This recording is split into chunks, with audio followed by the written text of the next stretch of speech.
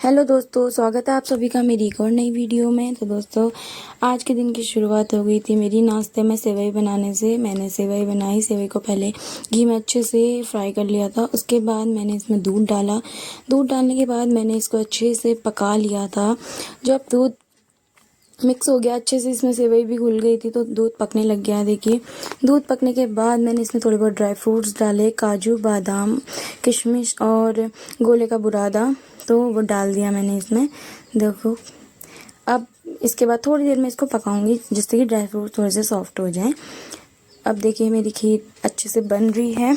जब खीर अच्छे से बन जाएगी तो दिखाते। ये देखो दोस्तों, मेरी खीर बन चुकी है।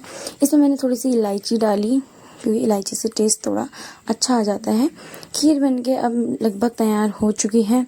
अब मैंने बना ली थी नाश्ते के लिए रोटियां। तो मैंने रोटियों के लिए लोई तोड़ ली थी पहले ही, क्योंकि रोटी बनाते टाइम लोई तोड़ने में मेरे को बहुत वो लगता है, तो मैंने पहले ही तोड़ ली हैं। अब मैं इनको गोल कर रही हूँ। अच्छे से लोइयाँ मैंने गोल कर दी हैं। लोइयाँ गोल करने की मैंने सारी ही लोइयाँ एक बार में गोल कर ली हैं। देखो, अब लोइयाँ गोल हो रही हैं तो अब मैं रोटियां बना रही हूँ। देखो, रोटियां बना ली हैं मैंने। आज बहुत अच्छा मौसम हो रहा था, बाहर को हल्की हल्की बारिश भी आ रही थी। तो मैंने नहा धोकर मैं किचन में गई और मैंने नाश्ता बनाया। नाश्ते में मैंने रोटियां बनाई हैं और सेवई की खीर बनाई है, क्योंकि आज खीर खाने का मन कर रहा था मेरा। रोटियां मेरे से मतलब अच्छी बनाती हूँ मैं। लेकिन अब देखो, रोटियां बन रही हैं दोस्तों, और सारा काम मेरा हो चुका था। झाड़ू पोछा मैंने लगा दिया था।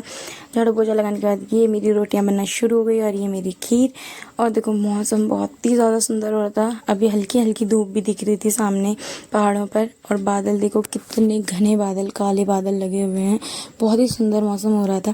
फिर मैं खेत में गई और हरेले के लिए मिट्टी लेके आई। और ये देखो दोस्तों, मेरे फूलों का नज़ारा। जो हरेले की मिट्टी थी वो मैंने थोड़ी देर सूखने लगा दी है।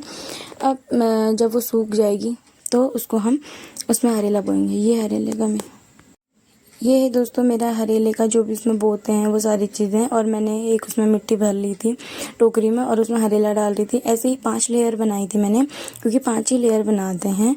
तो हर लेयर में हमको बीज डालने होते हैं और हर लेयर में मिट्टी डालनी होती है। तो मैंने 2 टोकरियाँ ली हैं, एक बड़ी टोकरी और एक छोटी टोकरी। बड़ी टोकरी में पहले मैंने बड़ी टोकरी में ही ये मैं डाल रही हूँ। इसको अच्छे से सारी चीज़ें इसमें अच्छे से मिक्स करना होता है, ताकि वो अच्छे से उसमें जब पानी डालें हम तो हरेला बहुत अच्छे से उग जाता है हमारा। देखो दोस्तों, ये मैंने लगा दिया। पहली बार ही मैं हरेला बो रही हूँ, तो अब पता नहीं कैसा होता है। आपको मैं हरेले के दिन दिखाऊंगी कि कैसा हुआ मेरा हरेला। ये लगभग ये कंप्लीट हो चुका है मेरा। अब ये दूसरी टोकरी रही मेरी। दूसरी टोकरी में पहले मैंने अखबार बिछा लिया था, क्योंकि डायरेक्ट अगर मैं वो करती तो इसमें जो है बड़े बड़े छेद हैं तो सारा पानी बाहर निकल जाता। तो मैंने अखबार लगा दिया नीचे, फिर मैंने मिट्टी रखी, फिर बीज डाले, फिर मैंने इसमें मिट्टी डाल दी और उसके बाद मैंने इसमें फिर से बीज डाल दिए हैं। ऐसे ही करके मैं ये प्रोसेस 5 बार इसमें भी रिपीट करूँगी, ताकि अच्छे से मेरा जो हरेला है वो लेयर बाय लेयर लग जाए।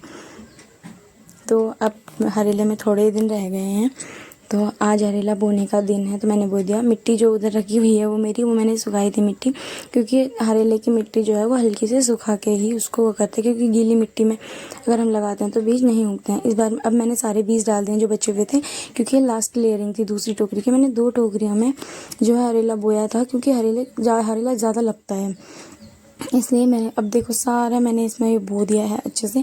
ये रही मेरी दोनों टोकरियाँ। दोनों टोकरियों में मैंने अच्छे से हरेला लगा दिया है। अब इसको हम दिखाएंगे आपको 10-11 दिन बाद, क्योंकि 11वें दिन ये हरेला काटते हैं।